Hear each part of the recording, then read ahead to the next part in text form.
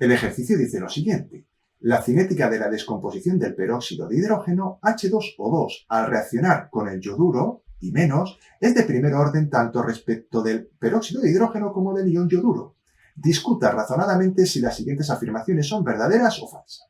Vamos allá. Os recuerdo que normalmente en estos ejercicios los que ponen esto son unos impostores y suelen decir bastante bolas. Aunque lo importante no es eso. Lo importante es saber explicar si la afirmación es verdadera o falsa. No solo averiguar si es verdadera o falsa o acertarlo. Esto no es un juego de azar. Hay que dar un razonamiento químico. Apartado A. Un aumento en la concentración de H2O2 no tiene ningún efecto sobre la velocidad de reacción.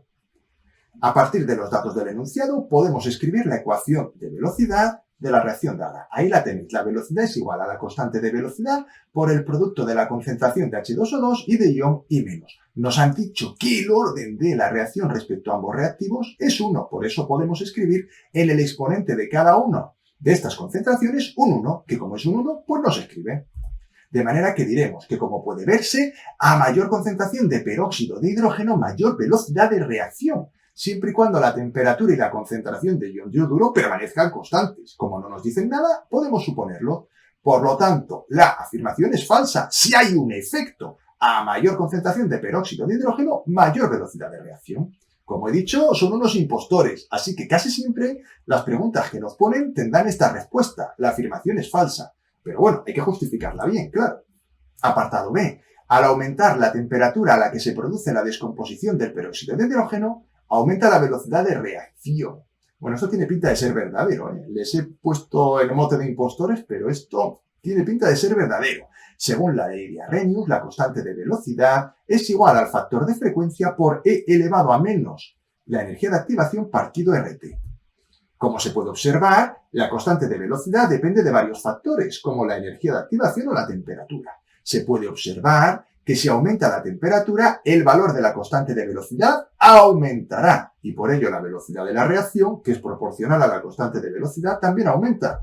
Con lo cual, en este caso, la afirmación es verdadera, y yo que les estaba acusando de impostores. Bueno, vamos a por el siguiente apartado, a ver qué pasa. En el apartado C nos dice: la variación en la concentración del ion yoduro afecta más al valor de la velocidad de reacción que la variación de la concentración de peróxido de hidrógeno. En este caso, volvemos a recordar la ecuación de la velocidad, que es de primer orden respecto de ambos reactivos.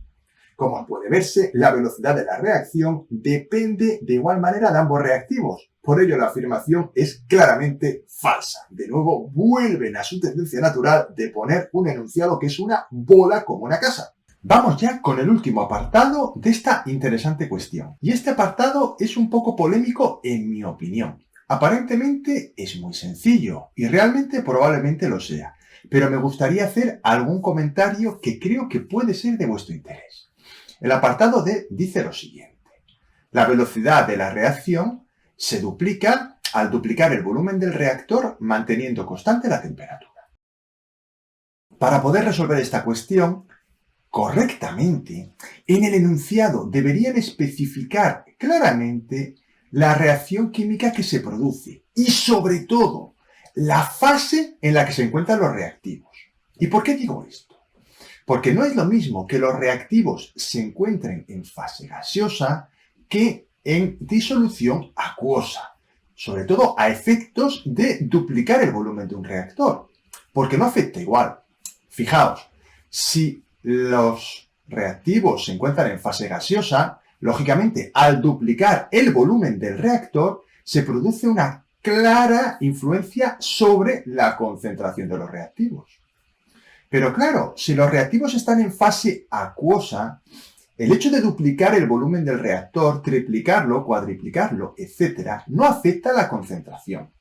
Imaginaos, por ejemplo, que yo tengo 1 litro de Coca-Cola, y ese litro de Coca-Cola lo trasvaso a una botella de 10 litros. Pero trasvaso solo 1 litro. Es decir, el volumen de la disolución sigue siendo 1 litro, aunque el volumen del reactor sea de 10 litros. Por lo tanto, muchísimo cuidado en este ejercicio, porque lo han puesto de una forma que a mí no me convence. Sobre todo, me preocupan aquellas personas que les gusta darle vueltas a las cosas y que se van a encontrar con esta dificultad. Y por ellos estoy haciendo este razonamiento. Porque claro, yo he visto incluso en internet este ejercicio ya resuelto, porque me surgió la duda, claro. Y he visto que los profesores han tomado, no sé por qué, que el hecho de que se duplique el volumen del reactor provoca una disminución de la concentración de los reactivos a la mitad. Y eso solo es verdad si los reactivos están en fase gaseosa, no si están en disolución acuosa. Por ello, vamos a comentar lo siguiente. Por los reactivos que participan, en principio, se debería deducir fácilmente que la reacción se produce en fase acuosa. ¿Ion yoduro en fase gaseosa? ¿Os suena eso? ¿Peróxido de hidrógeno en fase gaseosa? Yo eso no lo he visto en mi vida y soy químico. Por lo tanto, se deduce que la reacción se produce en fase acuosa. Ello significa que el volumen del reactor no afectará a la concentración de los reactivos, ya que la concentración de los reactivos depende de la cantidad de soluto y del volumen de disolución, no del volumen del recipiente.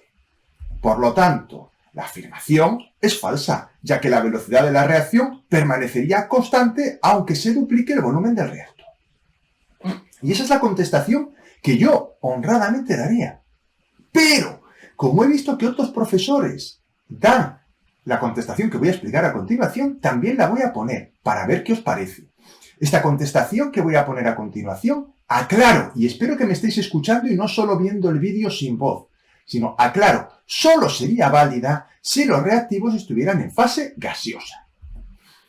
Si se considera que los reactivos están en fase gaseosa, cosa en mi opinión bastante inverosímil dado los reactivos con los que estamos trabajando, podríamos considerar que la concentración de los reactivos sí que cambia al duplicar el volumen del reactor, es decir, disminuiría a la mitad.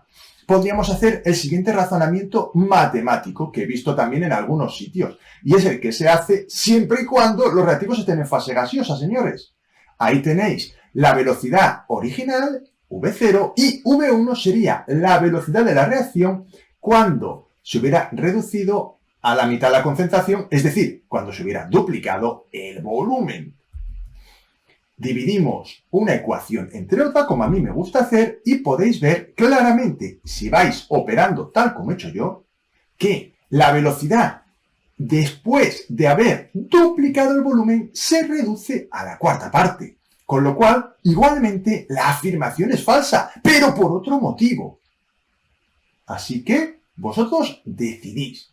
Yo sí pediría a las personas que ponen estos ejercicios que tengan cuidado con este tema del volumen, ya que puede llevar a error. Creo que si se va a pedir que se determine, que se razone cuál es la influencia de una variación del volumen en la velocidad de una reacción, se debería especificar la fase en la que se encuentran los reactivos. Bueno, a lo mejor me puede decir alguien que es evidente que están en fase acuosa. Pues puede ser que sea evidente, pero como digo, he visto algunas soluciones en internet y no debe ser tan evidente cuando profesores que hacen esto habitualmente han hecho la segunda parte del ejercicio y no la primera. En fin, algo tenía que aportar yo a estos ejercicios, no solo hacer lo mismo que hacen los demás, y creo que en este caso lo he conseguido.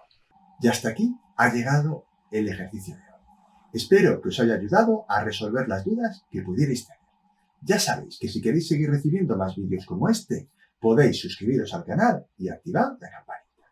Y os agradecería de corazón que le dierais un like al vídeo. Me anima a seguir creando más contenido de este tipo. Y me despido. Muchísimas gracias por vuestra atención y nos vemos en el siguiente vídeo.